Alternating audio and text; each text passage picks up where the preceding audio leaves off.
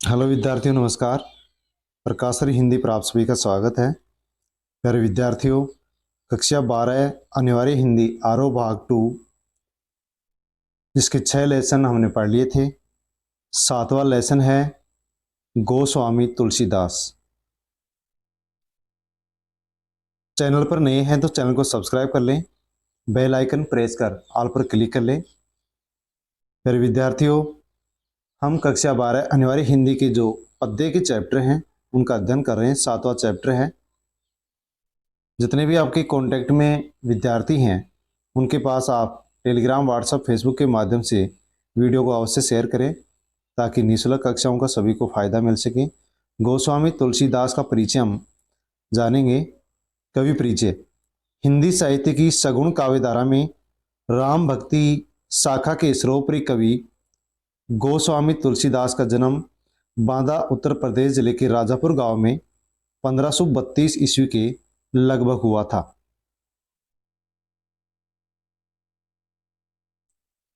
इनके पिता का नाम आत्माराम था और माता का नाम हुलसी था। बचपन में माता का निधन होने तथा पिता ने अशुभ मूल नक्षत्र में जन्म लेने के कारण इन्हें त्याग दिया था। इस कारण इनका बचपन अतीव कष्ट में रहा। कुछ वर्षों बाद बाबा नरहरि दास ने इनका पालन पोषण और शिक्षा दीक्षा प्रदान की। वयस्क होने पर इन्होंने काशी में शेष सनातन की पाठशाला में अध्ययन कर गृहस्थ जीवन में प्रवेश किया। पत्नी के प्रति अत्यधिक आसक्त रहने से एक बार ये इनके मायके जाने पर उनके पीछे पीछे वहां चले गए। तब पत्नी ने ऐसी मार्मिक फटकार लगाई जिससे इनका पत्नी प्रेम ईश्वरीय प्रेम में बदल गया। ये महान भक्त तथा महाकवि बनकर उभरे। तत्पश्चात इन्होंने चित्रकूट, अयोध्या, काशी में रहकर भक्ति साधना कर अनेक काव्यों की रचना की। इनका निधन काशी में 1623 ईस्वी में विक्रम संवत 1680 में श्रावण शुक्ला सप्तमी के दिन हुआ था। गोस्वामी तुलसीदास ने अनेक ग्रंथ रचे हैं। इनमें है जैसे रामचरितमानस की रचना इन्होंने की, कवितावली, और इन दोनों ग्रंथों से हमारी पाठ्य पुस्तक में कुछ पद लिए गए जिनका अध्ययन हम करेंगे। इसके अलावा इन्होंने गीतावली, दोहावली, विनय पत्रिका, श्री कृष्ण गीतावली, पार्वती मंगल, जानकी मंगल, रामलला नैचु प्रमुख हैं। इनका रामचरितमानस हिंदी साहित्य का सर्वोत्कृष्ट महाकाव्य माना जाता है। रामचरितमानस गोस्वामी तुलसीदास के द्वारा रचित है, जो कि हिंदी साहित्य का महाकाव्य माना जाता है। आदर्शों की स्थापना इसमें इन्होंने की है। समन्वय की विराट चेष्टा, लोक मंगल की भावना, मर्यादा पालन आदि विशेषताओं के कारण इनका काव्य सौष्ठव अनुपम माना जाता है। इनकी 2 रचनाएं अपनी पाठ्य पुस्तक में सम्मिलित की गई हैं। उन रचनाओं के बारे में हम परिचय प्राप्त करेंगे। पाठ्य पुस्तक में कवितावली से 2 कविते और 1 सवैया संकलित किया गया है। कवित किसको कहते हैं और सवैया छंद किसे कहते हैं? सवैया छंद में 22 से लेकर के 26 तक एक पंक्ति में वर्ण होते हैं, और जो कवित छंद होता है इसमें एक पंक्ति में 31 या 32 वर्ण होते हैं। इसमें मात्राएं, कविता और सवैया दोनों में मात्रा नहीं गिनी जाती है, वर्ण गिने जाती हैं। तो कवितावली से 2 कविता लिए गए हैं और 1 सवैया लिया गया है। इस अंश में किसी किसान को लक्ष्य कर पेट की आग बुझाने के लिए और सब संकटों के समाधान के लिए राम भक्ति का संदेश दिया गया है। खेती ने किसान की कविता में तत्कालीन सामाजिक समस्या की व्यंजना कर गरीबी एवं बेरोजगारी का यथार्थपरक चित्रण किया गया है। दूसरी कविता है लक्ष्मण मूर्छा और राम का विलाप, जो कि उनके द्वारा लिखे गए ग्रंथ रामचरितमानस के, जिसमें 7 कांड हैं, उसके लंका कांड से लिया गया है।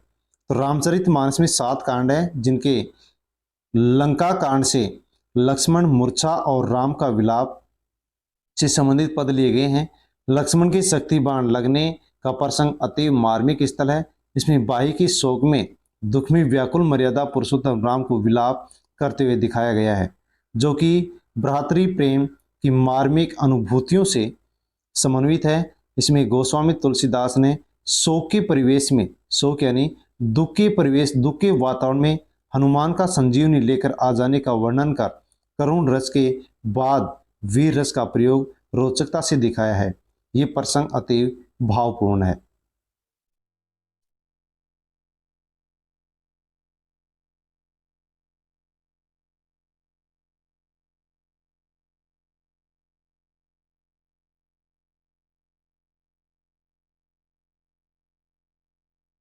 अब जो पाठ्य पुस्तक में पद हैं उनका सह प्रसंग अध्ययन करेंगे। तो कवितावली के उत्तरकांड से पद हमारी पाठ्य पुस्तक में सम्मिलित किए गए हैं, उनका अध्ययन हम करेंगे। पहला पद है, किसबी किसान कुल बनिक भिखारी भाट, चाकर चपर नट चोर चार चेटकी, पेट को पड़त गुन गड़त चढ़त गिरी, अठत गहन गन अहन अखेट की। ऊंचे नीचे क्रम धर्म अधर्म करी, पेटी को पचत बेचत बेटा बेट की। तुलसी बुझाई एक राम घनश्यामी ते, आगी बड़ वागी ते बड़ी है आगी पेट की। कठिन शब्दार्थ हैं। किसबी धंधा चलाने वाला, श्रमजीवी, बनिक यानी व्यापारी, भाट यानी चारण, चाकर यानी नौकर, चपल यानी चंचल चालाक, चेटकी बाजीगर, गिरी यानी पहाड़, अटत यानी घूमना, गहन गन घना जंगल, अहन यानी दिन, अखेट यानी शिकारी और बड़वागित यानी जल या समुद्र की आग। प्रसंग ये काव्यांश भक्त कवि तुलसीदास द्वारा रचित कवितावली ग्रंथ के उत्तरकांड से लिया गया है और इसमें तुलसीदास बताते हैं कि जीवन यापन हेतु सभी व्यक्ति कोई न कोई कार्य अवश्य करता है। पेट की आग को बुझाने का एकमात्र सारा राम का नाम है, जिससे सारे कष्ट दूर हो जाते हैं।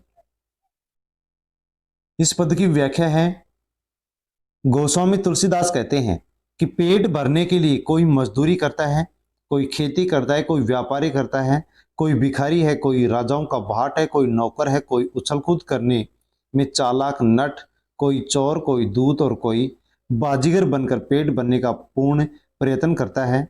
कई लोग अपना पेट भरने के लिए अध्यापन करते हैं, कई विभिन्न गुणों एवं कलाओं को सीखते हैं, कोई पेट की खातिर पहाड़ों पर चढ़ते हैं, कोई पेट भरने के लिए गहन वनों में शिकार करने के लिए भटकते हैं। पेट की अग्नि मनुष्य से ऊंच नीच, पेट की जो आग होती है वो मनुष्य से ऊंच नीच धर्म अधर्म के सभी कार्य करवाती है। यहाँ तक इस पापी पेट को भरने के लिए लोग अपने बेटा और बेटी को भी बेचने को विवश हो जाते हैं। तुलसीदास जी कहते हैं कि पेट की आग वाड वाग्नि अर्थात समुद्र की आग से भी तेज और प्रबल है। इसे तो राम नाम रूपी बादल ही अपनी कृपा यानी वर्षा द्वारा बुझा सकते हैं। आशय यह है कि जिस पर श्री राम की कृपा होती है वह कभी दुखी, दरिद्र या भूखा नहीं रहता है। विशेष है समाज में भोग से उत्पन्न दारुण यानी भयानक स्थिति का सजीव चित्रण हुआ है। ब्रज भाषा का इसमें प्रयोग हुआ है। कविता छंद है जिसमें 31 या 32 वर्ण एक पंक्ति में होते हैं। तत्सम शब्दों का प्रयोग हुआ है और रूपक अलंकार की इसमें प्रस्तुति हुई है। तो इस पद में तुलसीदास जी कहते हैं कि पेट भरने के लिए हर व्यक्ति कोई ना कोई कार्य करता है। कवि ने लिखा है कि पेट भरने के लिए लोग यहां तक काम करते हैं, अर्थात पेट भरने के लिए लोग अपने बेटा और बेटे को भी बेचने के लिए विवश हो जाते हैं। तुलसीदास ने लिखा है कि जो पेट की आग होती है वो समुद्र की आग से भी तेज या प्रबल होती है, लेकिन तुलसीदास कहते हैं कि मैं अपने पेट की आग को बुझाने के लिए राम नाम का स्मरण करता हूँ और राम नाम के स्मरण करने से जो भी जितने कष्ट होते हैं, जो भी शरीर में पेट रूपी जैसी आग है वो भी बुझ जाती है। यहाँ पर तुलसीदास प्रभु श्री राम के परम भक्त हैं और उनके नाम के स्मरण का संदेश देते हैं। इसी का दूसरा पद है, खेती ने किसान को, भिखारी को ने भीख बली, बनिक को बनिज ने चाकर को चाकरी, जीविका विहीन लोग सिद्धिमान सोच बस, कह एक एक अंशो कहाँ जाई और का करी। वेदु पुराण कही लोकु बिलोकियत, साकरे सभय पे राम रावरी कृपा करी, दारिद दशानंद दुबाई दबाई दुनी दीन बंधु, दुरित गहन देखी तुलसीदास हा करी। इसके कठिन शब्दार्थ हैं, बलि यानी भेंट या दक्षिणा, बनिज यानी व्यापार, चाकरी यानी नौकरी, सिद्धे माने दुखी, एक एक अंशो एक दूसरे से कहा करी, कहते हैं कि क्या करें, बिलोकियत देखते हैं, सांकरे यानी संकट में, रावरे यानी आपने, दशानन रावण, दूनी यानी दुनिया, दुरित यानी पाप और दहन यानी जलाना या नाश। ये काव्यांश तुलसीदास द्वारा रचित कवितावली ग्रंथ के उत्तरकांड से लिया गया है और इसमें तुलसीदास भगवान राम से निवेदन कर रहे हैं कि संसार से इस गरीबी रूपी रावण का नाश कीजिए। यहाँ पर जो गरीबी है उसको रावण का प्रतीक माना है कि गरीबी रूपक अलंकार के रूप में रूप दिया गया है कि गरीबी रावण के समान है और रावण का नाश जिस प्रकार से प्रभु श्री राम ने किया था उसी प्रकार से गरीबी का नाश प्रभु श्री राम के नाम का स्मरण करने से हो सकता है।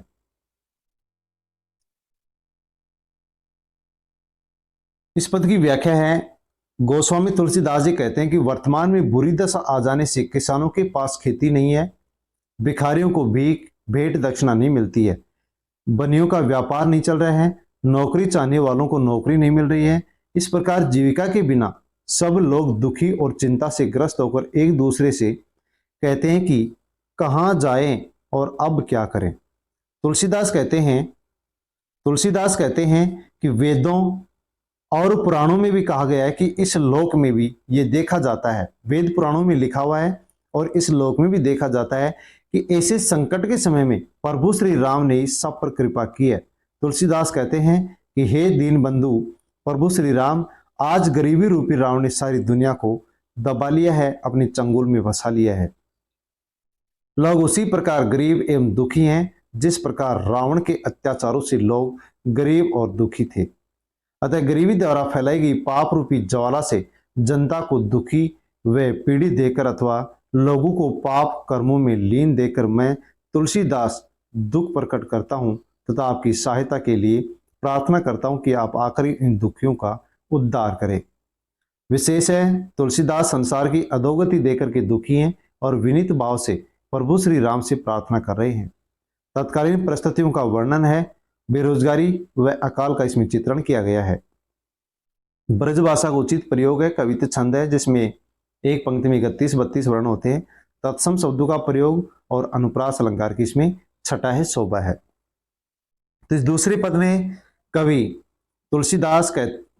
तुलसीदास कहते हैं कि वर्तमान समय में बुरी दशा है, इस कारण से लोगों को, काम करने वाले लोगों को कार्य नहीं मिल रहा है। लोग जीविका के लिए बहुत ही दुखी और चिंता से ग्रस्त हैं और आपस में एक दूसरे से कहते हैं कि हम कहाँ जाएं और अब क्या करें। तो तुलसीदास कहते हैं कि वेद और पुराणों में भी लिखा हुआ है और आज भी इस लोक में देखा जाता है कि जिस भी व्यक्ति पर कोई संकट आता है और प्रभु श्री राम के नाम का यदि स्मरण करते हैं तो प्रभु श्री राम आकर के उस व्यक्ति पर अपनी कृपा करते हैं।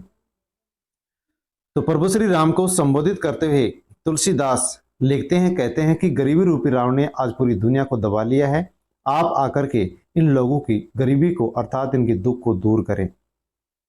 तो यहाँ पर प्रभु श्री राम को तुलसीदास जनता की सहायता के लिए पुकार रहे हैं।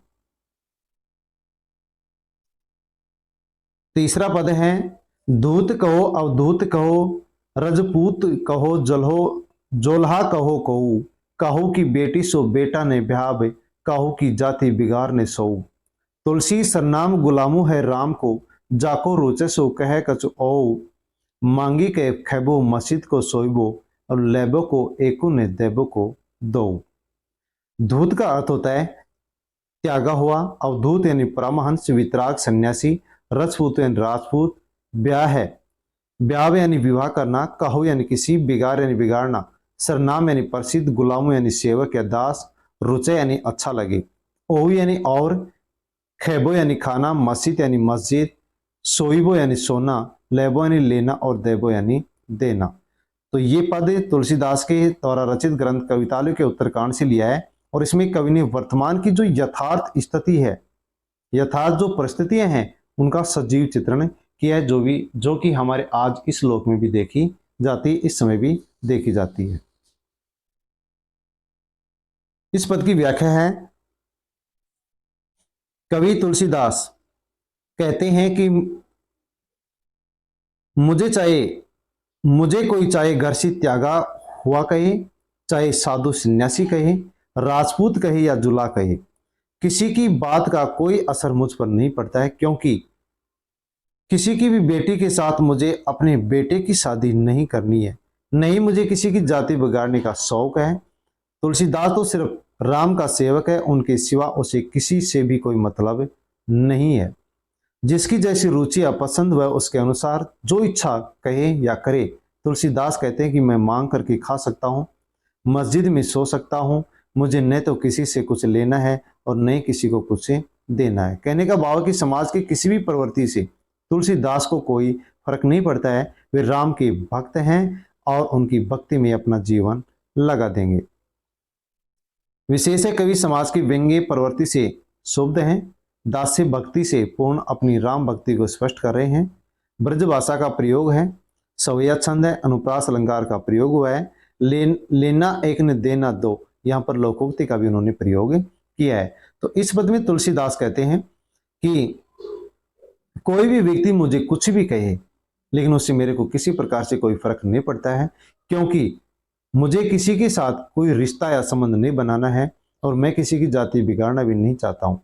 मैं तो केवल प्रभु श्री राम के नाम का स्मरण करता हूं और मैं मांग के खा सकता हूं, मस्जिद में जाकर के सो सकता हूं। मेरे को किसी से भी इस संसार के लोगों से न तो लेना है और न किसी को कुछ देना है। केवल मैं तो राम भक्त हूं और अपने जीवन को राम की भक्ति में ही लगाऊंगा या लगाना चाहता हूं। दूसरी कविता जो हमारी पाठ्य पुस्तक में सम्मिलित की गई है वो है लक्ष्मण मूर्छा और राम का विलाप। तब प्रताप उर राखी प्रभु, जहु नाथ तुरंत, अस कई आयसु पाई पद, बदी चलेऊ हनुमंत।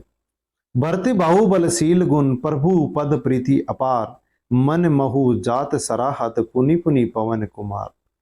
कठिन शब्दार्थ है तब यानी तुम्हारा या आपका। हनुमान जी भरत से कह रहे हैं तब यानी तुम्हारा या आपका, और यानी हृदय, राख यानी रख करके, जहूं या जाऊंगा, अस यानी इस तरह, आयस यानी आज्ञा, पद यानी पैर, बधि यानी वंदना करने करके, प्रीति यानी प्रेम, महु यानी में, पवन कुमार हनुमान, और सरहत यानी प्रशंसा करना।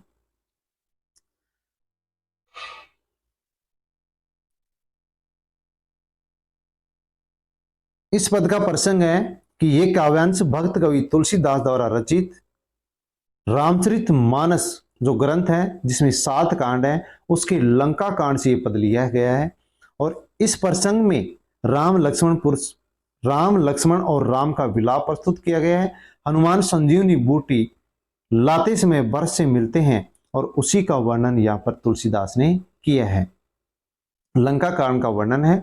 लंका कांड में जब लक्ष्मण को शक्ति बाण लगता है, लक्ष्मण मूर्छित हो जाते हैं, बेहोश हो जाते हैं। हनुमान संजीवनी बूटी लाने के लिए जाते हैं और जब संजीवनी बूटी वापस लेकर के आ रहे थे उस समय भरत को लगता है कि कोई बलशाली लंका की तरफ जा रहा है जहां पर मेरा भाई राम रावण से युद्ध करने के लिए गया हुआ है, मुझे इसको रोकना पड़ेगा। तो उसी समय भरत हनुमान को बाण मारता है और हनुमान उस पर्वत को लेकर के नीचे उतरते हैं, भरत से मिलते हैं और भरत से मिलकर के जब उनसे जान पहचान होती है तो वो कहते हैं कि भरत मुझे जल्दी जाना होगा।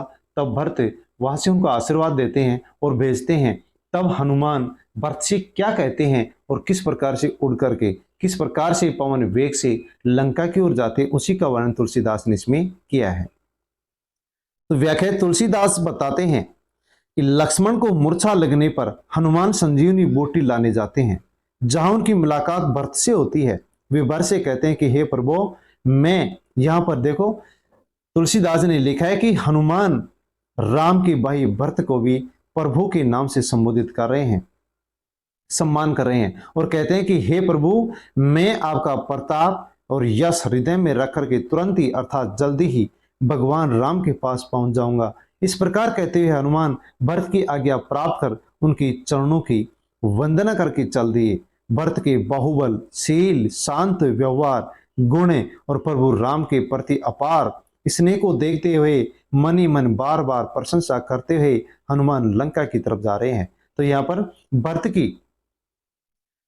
के जो व्यवहार है, उनका जो गुण है, उनका जो स्वभाव है, उसकी प्रशंसा करते हुए हनुमान मन ही मन प्रशंसा करते हुए लंका की तरफ जा रहे हैं। तो तुलसीदास ने लिखा है कि लक्ष्मण को मूर्छा आ गई थी।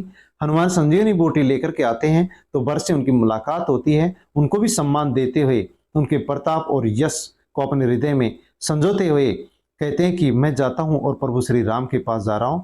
तो उस समय भरत उनको आज्ञा देते हैं जाने के लिए। तो हनुमान भरत के चरणों की वंदना करते हैं और उनके बाहुबलशील गुण और शांत व्यवहार, उनके गुण अर्थात प्रभु श्री राम के प्रति जो भरत के मन में अपार स्नेह था, उसी को मन ही मन दोहराते हैं, उनकी प्रशंसा करते हुए लंका की तरफ जाते हैं। विशेष है तुलसीदास ने हनुमान की भक्ति भावना और भरत के गुणों का वर्णन किया है। अवधि भाषा का प्रयोग दोहा छंद और पुनि पुनि पवन कुमार में अनुप्रास अलंकार है। दूसरा पद है, वह राम लक्ष्मण नहीं निहारी, बोले बचन मनुज अनुसारी। अर्ध राति गई कपि नहीं आयो, राम उठाई अनुज उर लायो। सखो ने दुखित देखी मोहि काऊ, बंधु सदा तव मृदुल सुबाऊ। मम हित लागी तजेहु पितु माता, सहेहु विपिन हिम आतप बाता। सो अनुराग कहाँ अब भाई, उठो ने सुनी मम बच्चे बिकलाई। जो जन तेहु बन बंधु बिछोहु, पितु बचन मन तेहु नहीं ओहु। इसके कठिन शब्दार्थ हैं। ऊहा, ऊहा का अर्थ होता है वहां, नियारी देकर, अर्ध राति यानी आधी रात, कपि यानी बंदर हनुमान के लिए प्रयुक्त हुआ है। आयु यानी आया, मोही यानी मुझे, काऊ यानी किसी प्रकार, मृदुल यानी कोमल, मम मेरा, विपिन वन, आतप यानी धूप, बाता यानी हवा, बिकलाई यानी व्याकुलता, जनते हुए यानी जान पाता, मनते हुए तुम मानता, और ओहु यानी उस।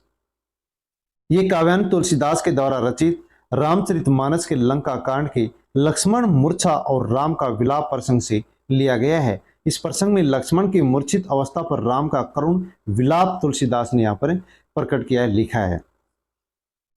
तो हनुमान संजीवनी बूटी लेकर के जब नहीं लौटते हैं तो प्रभु श्री राम किस प्रकार से लक्ष्मण को संबोधित करते हुए क्या कहते हैं, उसी के बारे में तुलसीदास ने लिखा है।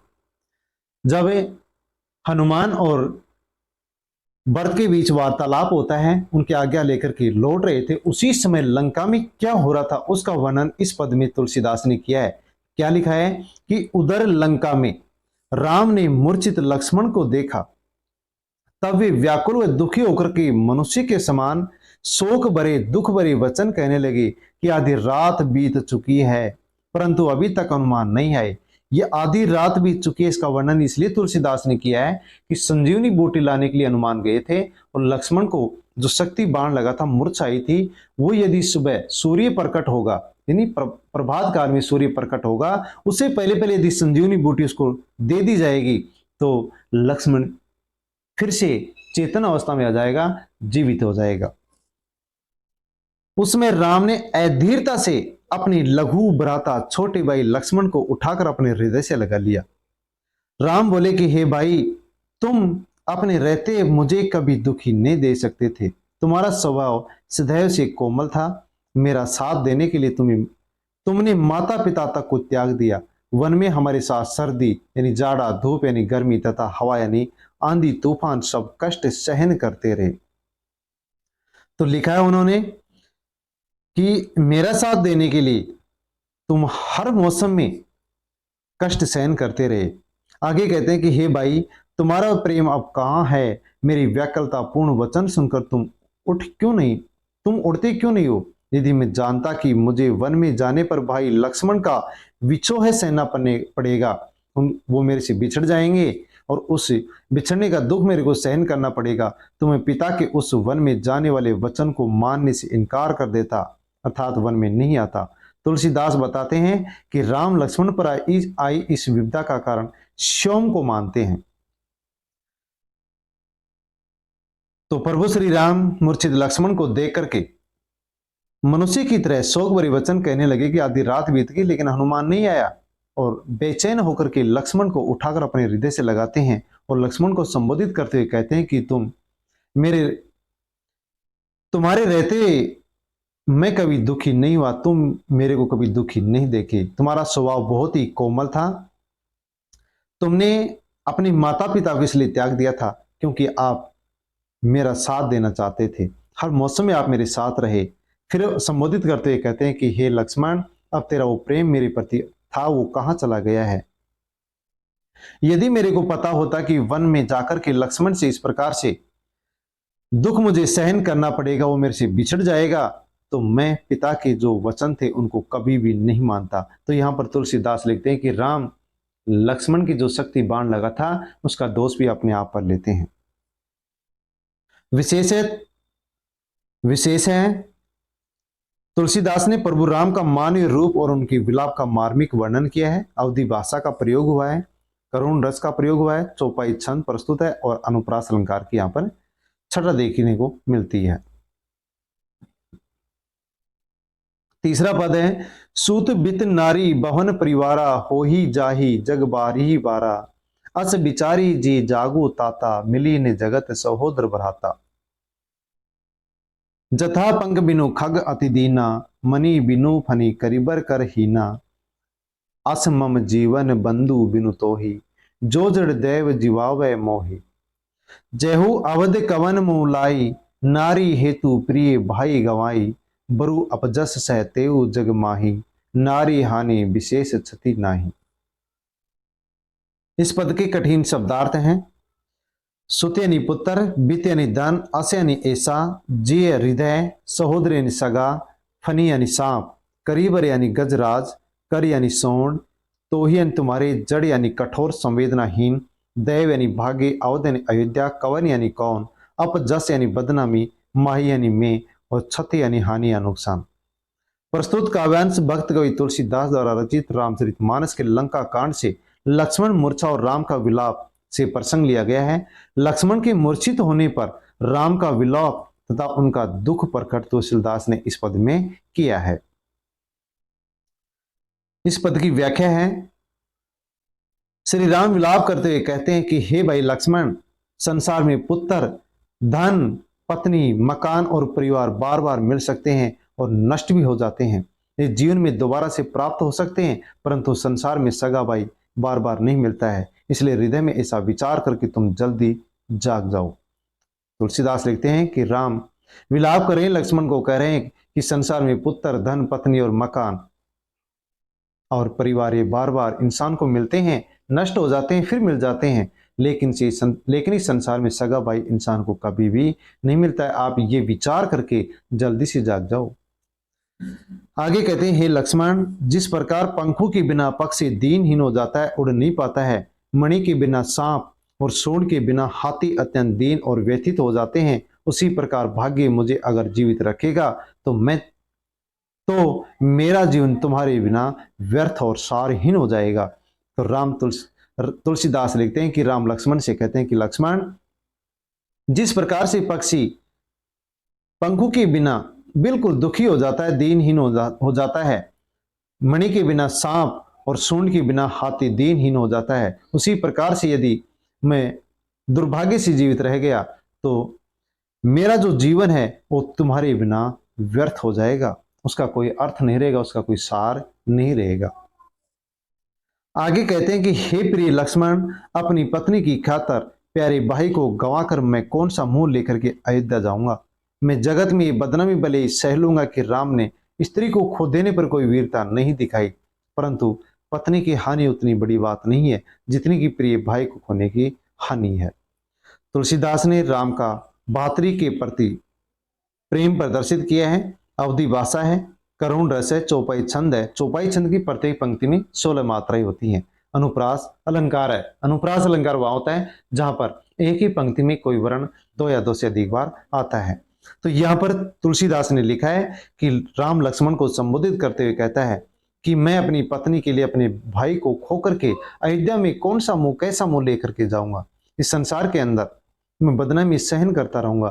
तुलसीदास लिखते हैं कि राम लक्ष्मण को संबोधित करते हुए कहते हैं कि लक्ष्मण, मैं अपनी ये बदनामी सहन कर लूंगा कि राम स्त्री के लिए किसी प्रकार से कोई वीरता नहीं दिखा सका, अर्थात मैं पत्नी की हानि को सहन कर लूंगा, लेकिन मैं अपने प्रिय भाई को खोने की हानि को सहन नहीं कर पाऊंगा। नेक्स्ट चौथा पद है, अब अपलोकु सोकु सुत तोरा सही ही निठुर कठोर उर मोरा निज जननी के एक कुमारा तात तासु तुम प्राण आधारा। सौंपे सी मोई तुम ही गही पानी, सब विधि सुगद परम हित जानी। उतरू कहे देऊ तेहि जाई, उठी किन मोही सिकाऊ भाई। बहुविधि सोचत सोच विमोचन, सर्वत सलील राजीव दल लोचन। उमा एक अखंड रघुराई, नर गति भगत कृपाल दिखाई। प्रभु प्रलाप सुनी कान विकल, बहे वानर निकर। आई गयु हनुमान जिमी, करुणा मह वीर रस। सोटा है, सोटा छंद है, यहाँ पर चौपाई छंद है और यहाँ पर सोटा छंद है। कठिन शब्दार्थ है अपलोको यानी अपयस, निठुर यानी निष्ठुर, सही सही ही सह लेना, जनन यानी माता, तासु यानी उसके, पानी यानी हाथ, उतरु यानी उत्तर या जवाब, कहा यानी क्या, सोच विमोचन शोक दूर करने वाला, सर्वत यानी चूता है बहता है, सलील यानी जल, राजीव दल लोचन कमल पत्थर के समान नेत्र, उमा पार्वती अखंड जिसके खंड या टुकड़ी नहीं हो सकती अखंड कहलाता है, निकर यानी समूह और विकल यानी बेचैन। तो प्रस्तुत काव्यांश भक्त कवि तुलसीदास द्वारा रचित रामचरितमानस के लंका कांड के भाग लंका कांड भाग से लक्ष्मण मूर्छा और राम का विलाप से पद लिया गया है। लक्ष्मण के मूर्छित होने पर राम का जो करुण विलाप है उसको तुलसीदास ने इस पद में दिखाया है। मूर्छित लक्ष्मण को लक्ष्य कर श्री राम बोले कि हे प्रिय लक्ष्मण, मेरा निष्ठुर और कठोर हृदय अपयश और तुम्हारा शोक दोनों को ही सहन करेगा। तुम अपनी माता के एक ही पुत्र हो, तुम ही उस माँ के प्राणों के आधार हो, अर्थात तुम्हारे बिना तुम्हारी माँ जीवित नहीं रह सकेगी। राम लक्ष्मण को संबोधित करते हुए कह रहे हैं, लक्ष्य कर कह रहे हैं कि मेरा जो निष्ठुर कठोर जो हृदय है वो अपयश को और शोक यानी दुख को दोनों को सहन करेगा। तुम अपनी माँ के एक ही पुत्र थे, तुम अपनी माँ के प्राणों के आधार हैं, तुम्हारे बिना तुम्हारी माँ जीवित नहीं रहेगी। आगे लिखते हैं तुलसीदास, तुम्हारी माता ने सब प्रकार से सुख देने वाला और परम हितकारी जानकारी तुम्हें मुझे सौंपा था। अब जाकर मैं उन्हें क्या उत्तर दूंगा। हे भाई, तुम उठकर मुझे बात सिखाती क्यों नहीं हो, समझाती क्यों नहीं हो। राम लक्ष्मण को लक्ष्य कर कहता है कि लक्ष्मण, तुम्हारी माँ ने मुझे सुख देने वाला, हर प्रकार से मेरी भलाई करने वाला जान करके मुझे सौंपा था। अब मैं जा करके तुम्हारी माँ को क्या जवाब दूंगा। आप मेरे को ये बात समझाने के लिए तैयार क्यों नहीं हो रहे हो, बैठे क्यों नहीं हो रहे हो। आगे तुलसीदास लिखते हैं कि संसार के लोगों को सोच चिंता से मुक्त करने वाले श्री राम शोका वे के कारण अनेक चिंताओं में डूब गए हैं। उनकी कमल की पंखुड़ी के समान नेत्रों से निरंतर लगातार जल बहने लगे, विषाद के अश्रु कण बहने लगे।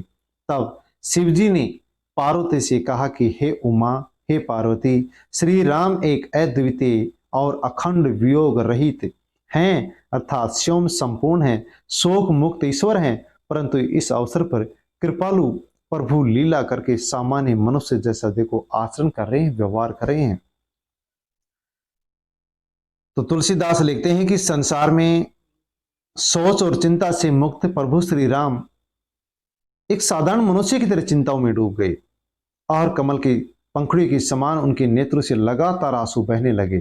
तब उस दृश्य को देख करके शिव जी पार्वती से कहते हैं कि हे पार्वती, देखो प्रभु श्री राम इस संसार में अद्वितीय हैं, अनोखे हैं, अखंड हैं, वियोग रहित हैं, इनकी टुकड़ी नहीं हो सकती। ये संपूर्ण हैं और शोक से मुक्त हैं, अर्थात एक ईश्वर हैं, लेकिन फिर भी इस अवसर पर ये कृपा दिखाने के लिए प्रभु, कृपा करने वाले प्रभु श्री राम एक सामान्य मनुष्य की तरह व्यवहार करें, आचरण करें, लीला करें, क्रीड़ा करें, खेल खेल रहे हैं, सामान्य मनुष्य की तरह व्यवहार कर रहे हैं।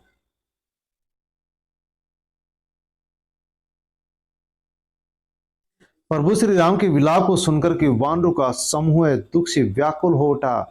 उसी समय हनुमान आ गए। वे इस प्रकार आए जैसे करुण रस में अचानक वीर रस का प्रसंग आ गया हो, अर्थात हनुमान के आने से शोक का वातावरण वीरता में बदल गया। प्रभु श्री राम विलाप कर रहे थे, उनके विलाप को देख करके जो वानरों का समूह था वो भी दुख से व्याकुल हो गया, दुखी हो गए। उसी समय हनुमान आते हैं और हनुमान उसी प्रकार से आते हैं जिस प्रकार से कोई करुण रस का प्रसंग चल रहा हो, जो दुख पैदा करने का प्रसंग चल रहा हो, और उसमें कोई वीर रस का प्रसंग आ जाए जो जोश पैदा कर दे, उसी प्रकार से हनुमान जैसे ही वहां पर पहुंचते हैं, आते ही जो शोक भरा वातावरण था वो वीरता में बदल जाता है। सभी लोगों की आस हो गई कि अब लक्ष्मण की मूर्छा टूट जाएगी और ये उठ बैठे हैं। विशेष है, तुलसीदास ने राम की व्याकुलता का सजीव चित्रण किया है और प्रभु राम ने सामान्य मनुष्य की जो लीला की है उसका वर्णन किया है। अवधि भाषा का प्रयोग है, करुण रस है, चौपाई छंद है और अनुप्रास अलंकार का इसमें प्रयोग हुआ है। पांचवा पद है, हर्षि राम बटेहु हनुमाना, अति कृतज्ञ प्रभु परम सुजाना। तुरत वैद तब किन्हीं उपाय, उठी बैठे हर लक्ष्मी न हर्षाई। हृदय लाई प्रभु बटेऊ भ्राता, हर्षि सकल बालो कभी भ्राता। कपि पुनि वैद तहा पहुंचावा, जेहि विधि तही तब ही ताही लई आवा। ये वृतांत दशानन सुनेहु, अति विषाद पुनि पुनि सिर धनेहु। व्याकुल कुंभ करन पही आवा, विविध जतन करी ताही जगावा। कठिन शब्दार्थ है, हर्षि प्रसन्न होकर, बटेऊ मिलना, कृतज्ञ आभारी कृतज्ञ, सुजाना यानी समझदार अच्छा, ज्ञानी, किन्हीं यानी किया, हर्षा यानी हर्षित होकर, ब्राता यानी झुंड या समूह, लई आवा ले आए थे, विषाद यानी दुख, धुनेऊ धुनता है, ठोकता है, पीटता है रावण अपने सिर को, पही यानी के पास। ये काव्यान तुलसीदास द्वारा रचित रामचरितमानस के लंका कांड के भाग लक्ष्मण मूर्छा और राम का विलाप से पद लिया गया है। इसमें हनुमान के द्वारा लाई गई संजीवनी बूटी से लक्ष्मण के ठीक होने का प्रसंग का वर्णन तुलसीदास ने किया है। व्याख्या है, श्री राम ने प्रसन्न होकर के हनुमान को बेटा गले लगा लिया। परम ज्ञानी प्रभु होकर भी वे हनुमान के प्रति अत्यंत कृतज्ञ हुए कि आपने मेरे लिए कार्य किया, मेरी भलाई के लिए कार्य किया। तब वैद्य सुसेन ने तुरंत लक्ष्मण का उपचार किया। परिणाम स्वरूप लक्ष्मण हर्षित होकर के, प्रसन्नचित्त होकर के उठ बैठे अर्थात होश में आ गए। तो जैसे हनुमान आते हैं, हनुमान को आते प्रभु श्री राम गले के लगाते हैं। परम ज्ञानी था प्रभु श्री राम, फिर भी हनुमान के प्रति कृतज्ञता प्रकट करते हैं। फिर वैद्य जो सुसेन वैद्य था वो तुरंत लक्ष्मण का उपचार करता है और लक्ष्मण खुश होकर के, हर्षित होकर के उठ बैठते हैं, होश में आ जाते हैं। प्रभु श्री राम ने, तुलसीदास आगे लिखते हैं कि प्रभु श्री राम ने भाई लक्ष्मण को हृदय से लगा लिया। इस मिलन को देखकर सभी भालू वानर अधिक हर्षित हो गए। फिर हनुमान ने सुसेन वैद्य को तुरंत उसी प्रकार वहां पहुंचा दिया जहां से वे उन्हें पहले लेकर के आए थे। तो प्रभु श्री राम लक्ष्मण के उठ बैठते ही अपने गले में लगा लिया। भालू वानर इस दृश्य को देख करके खुश हो गए और हनुमान जिस प्रकार से सुसेन वैद्य को लंका से लेकर के आए थे उसी प्रकार से सुसेन वैद्य को अपने साथ लेकर के जाते हैं और श्रीलंका पहुंचा देते हैं, लंका पहुंचा देते हैं। तुलसीदास आगे लिखते हैं कि लक्ष्मण की मूर्छा टूटने का समाचार जब रावण ने सुना तब उसने अत्यंत विषाद में आकर के निराशापूर्ण गलानी से बार बार अपना सिर पीटा। तब व्याकुल होकर के कुंभकर्ण के पास आया और विविध प्रकार के प्रयत्न करके उसने उसे गहरी नींद से जगाया। लक्ष्मण की मूर्छा का संदेश जैसे ही रावण के पास पहुंचा तो रावण अपना सिर ठोकने लग गया, पीटने लग गया और दुखी होकर के कुंभकर्ण के पास जाता है जो 6 महीने जब सोता था और जाकर के बहुत प्रयत्न करके उसको गहरी नींद से जगाता है। विशेष कवि ने राम द्वारा हनुमान के प्रति कृतज्ञता व्यक्त की है। लक्ष्मण के होश में आने पर रावण का दुखी होना व्यक्त हुआ है। अवधि भाषा है, चौपाई छंद और अनुप्रास अलंकार है, सिर धुनना। इस पद में मुहावरे का प्रयोग भी किया गया है। और इस चैप्टर का अंतिम पद है, जागा निशिचर देखी कैसा, मानहु कालु देह दरी वैसा। कुंभकर्ण बुझा को भाई, कहे तब मुख रहे सुकाई मुरझाराय। कथा कहीं सब तेहि अभिमानी, जेहि प्रकार सीता हरियाणी। तात कपि ने सब निशिचर मारे, महा महा जोधा संगारे। महान महान जो योद्धा थे वो मारे गए हैं। दुर्मुख सुर रिपु मनुज आहारी, भट अतिकाय ए कंपन भारी। अपर समहोदर आदिक बीरा, परे समरमयी सब रणधीरा। दोहा है, सुनी दस कंदर बचन तब कुंभकर्ण बिलखान। सुनी दस कंदर बचन जब कुंभकर्ण बिलखान। जगदम्बा हरि आनी अब सट चाहत कल्याण, सट चाहत कल्याण। कठिन शब्दार्थ हैं, निशिचर यानी राक्षस, कालो यानी काल या मौत, सुकाई यानी सूख गया, हरि यानी हरण कर लाया। दुर्मुख कौड़वी जुबान वाला जोधा योद्धा, सुर रिपु देवताओं का शत्रु, अतिकाय विशाल काय शरीर वाला, 10 कंदर रावण बिलखान बिलखता हुआ, जगदम्बा जगत की माता अर्थात सीता, सट यानी दुष्ट। प्रसंग है तुलसीदास द्वारा रचित रामचरितमानस के लंका कांड से लक्ष्मण मूर्छा और राम का विलाप से पद लिया गया है, जिसमें रावण का भाई कुंभकर्ण सीता का हरण करने पर रावण को धिक्कारता है, उसी का वर्णन तुलसीदास ने यहां पर किया है। व्याख्या है इस पद की, जब कुंभकर्ण जाग गया और उठ बैठा, उसमें वह ऐसा दिखाई दे रहा था मानो साक्षात काल अर्थात मृत्यु शरीर धारण करके बैठी हो। कुंभकर्ण ने रावण से पूछा, कहो भाई क्या बात है, तुम्हारे मुख अर्थात 10 मुख ये क्यों सूख रहे हैं, आप उदास क्यों हैं। तो तुलसीदास लिखते हैं कि कुंभकर्ण उड़ता है, उस समय कुंभकर्ण ऐसा लग रहा था कि जैसे मान लो साक्षात काल यानी मृत्यु ही शरीर धारण करके बैठ गई हो। कुंभकर्ण रावण से कहता है कि बहु भाई क्या बात है, तुम्हारे 10 मुख क्यों सूख गए हैं, तुम उदास क्यों हो।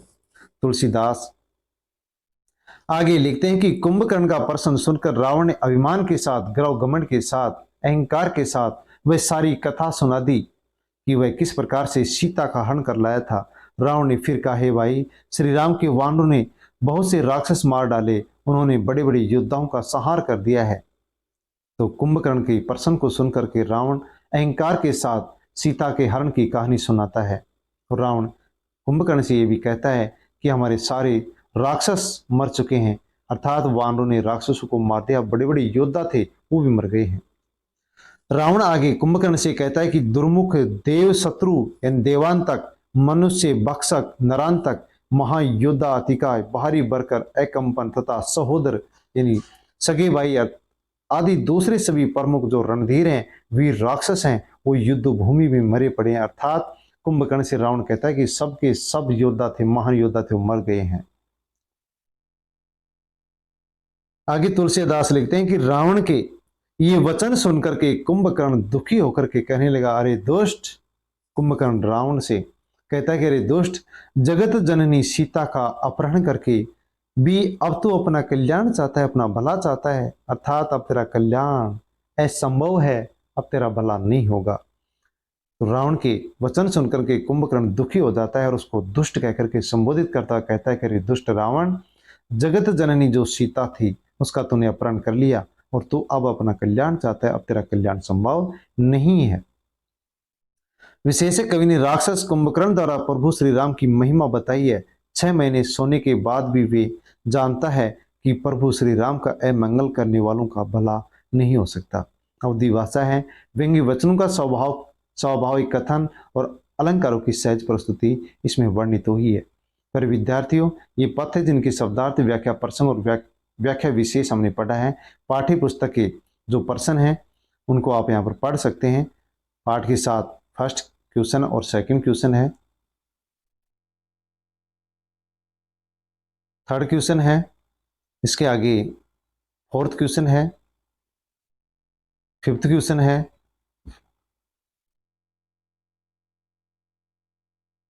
आगे सिक्स क्वेश्चन है, सेवंथ क्वेश्चन है, एट्थ क्वेश्चन है और पाठ के आसपास के फर्स्ट सेकंड क्वेश्चन है, थर्ड क्वेश्चन है, फोर्थ क्वेश्चन है और फिफ्थ क्वेश्चन है। इसके अलावा जो अन्य और प्रश्न बन सकते हैं, अन्य महत्वपूर्ण प्रश्न जो कि यहाँ पर दिए गए, आप इनको पढ़ सकते हैं। एग्जाम में यहाँ से प्रश्न पुटअप होते हैं। पहला, दूसरा और तीसरा प्रश्न है, चौथा, पांचवा और छठा प्रश्न है, सातवां, आठवां, नौवां और 10वां प्रश्न है, 11वां और 12वां प्रश्न है। निबंधात्मक प्रश्न फर्स्ट क्वेश्चन है, सेकंड क्वेश्चन है और निबंधात्मक का ये थर्ड क्वेश्चन है। रचनाकार का परिचय संबंधी प्रश्न, तुलसीदास का परिचय भी यहाँ पर दिया गया है। तो ये सभी प्रश्न हम पढ़ चुके हैं। प्यारे विद्यार्थियों, धन्यवाद।